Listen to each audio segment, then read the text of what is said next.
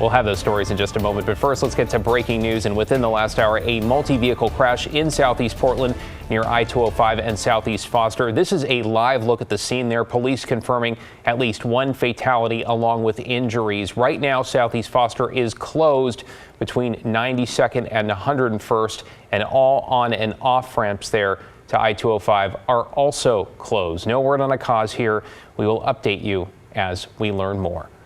Well, thanks for joining us. I'm David Molko along with meteorologist Matt Zafino. Matt, let us start now with the record-setting heat. We're finally cooling off. The question, of course, are we done yet? Yeah, it's not too bad out there right now, David. We had a really hot day, though. Our temperatures were near 100 in the valley.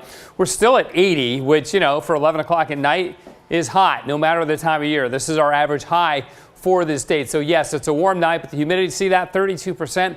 Still very low for this time of the night. Elsewhere around the valley, 79 to 80 degrees, but notice McMinnville at 68 and Corvallis is at 67. Some significant cooling working its way into the mid-valley right now. Corvallis has now dropped down to 64 as they've got a good strong northwest wind. So the push of cooler marine air into the western valleys has begun. It'll be a little bit shallow tonight. So that means we'll still be around 90 tomorrow, but not the 98 of today. See the winds are out of the northwest at Portland, too. West at McMinnville at 7, indicating that cooler air coming in from the coast. And that southwest wind at Eugene is also a good sign. Here are the numbers, though. 98 in Portland, 94 Kelso, was 99 in Eugene. And we had triple digits in Medford and in the Dallas. The records look like this. Portland, the airport 98, Vancouver 96, Eugene, Hillsborough, and Troutdale all setting record highs during the day today. Now, the watches and warnings have been allowed to expire, which is great. No more fire weather warnings or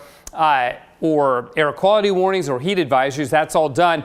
Now the focus will shift to the winds in the gorge. Now, this is our wind forecast. Carson to Hood River tomorrow morning, pretty light, right? But look how they build in the afternoon. Sustained winds of 22 miles an hour in Hood River. They only get stronger as we go through tomorrow night, and they continue into Friday. So this is going to be a challenge for the firefighters out in the Tunnel 5 fire. David? Yeah, we'll be keeping an eye on it all. Thanks so much, Matt.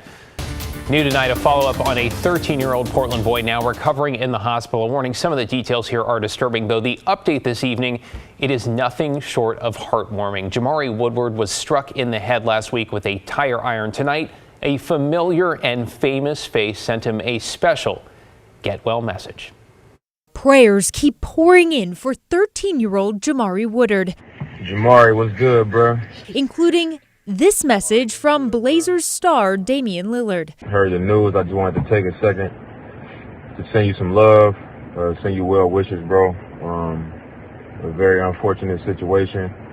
Want to send some prayers your way, send some light your way, and some strength. The teen, all smiles, stay strong, man, and, keep pushing. With a message of his own. Don't trade teams. Don't trade teams. Amen. We said, would you like to say thank you to Damien? And he's like, don't trade.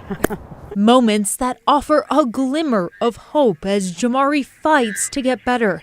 Michelle Bart is a spokesperson for his family. It's been a roller coaster ride. Jamari still in the hospital a week and a half after police say he was hit in the head with a tire iron, one that had to be surgically removed from his skull. It's not clear if it was an attack or an accident. It's all about getting Jamari back on his feet. And we've had a lot of bumps in the road, but that's to be expected. As one hospital employee told us, it's a marathon. It's not even a sprint. On Sunday, Jamari turns 14. Bart says they'll continue to do what they can to lift up his spirits and take his mind off the pain. We have hope that justice will come for this young man and his mom and his family. It's great to see him smiling, making progress with a joke or two there. But Alma, what about the investigation? Whether or not this was an accident, do police have a suspect? Well, David, I checked in with PPB this afternoon. They tell me the Major Crimes Unit is still actively investigating the case and seeking witnesses. All right, still in progress. What is Jamari's family saying about that? Correct. And while she can't speak on this specific case, Bart says generally it's important for police to do their due diligence in order for prosecution to stick. The family's fighting for justice and accountability and say they have faith officers are doing all they can to get it.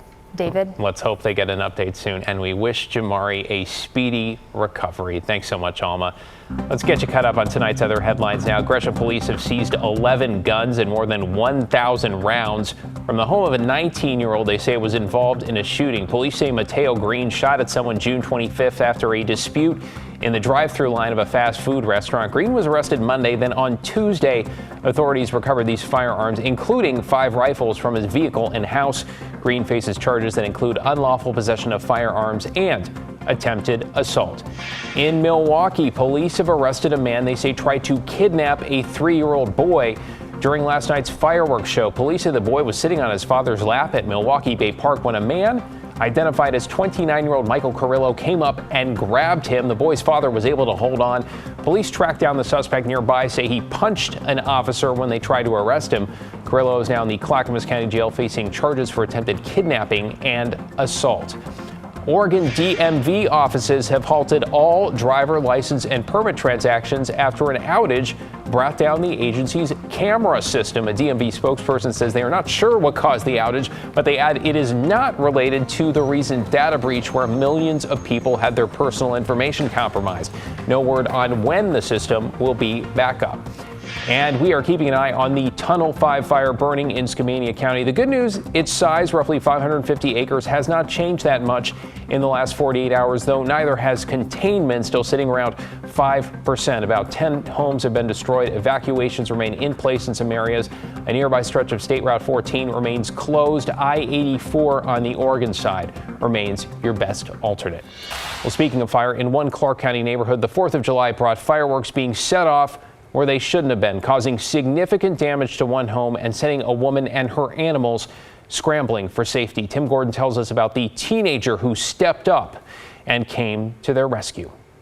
Fire. This home in Philida is not a total loss, but the fire damage is extensive, starting with the master bedroom.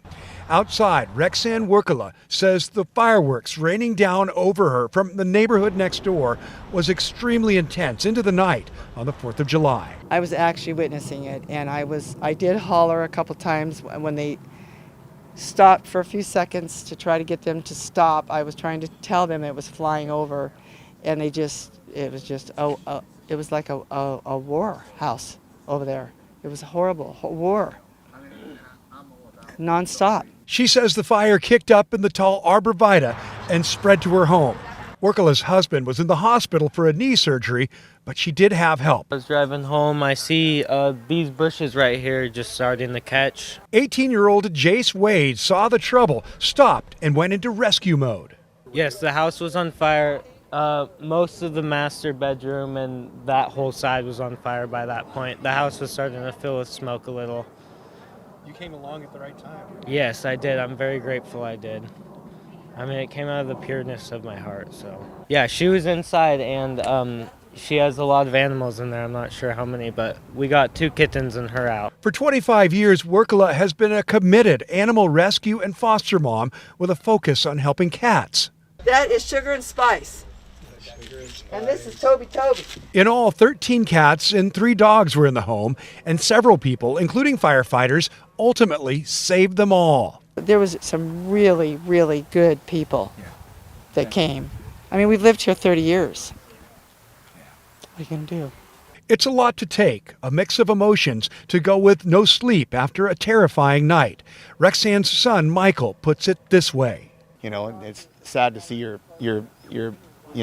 all your hard work go to flames over just a silly holiday. You know what I mean? I mean, I believe in the holiday, but I don't believe in, even if it's an accident. This is more than a sorry.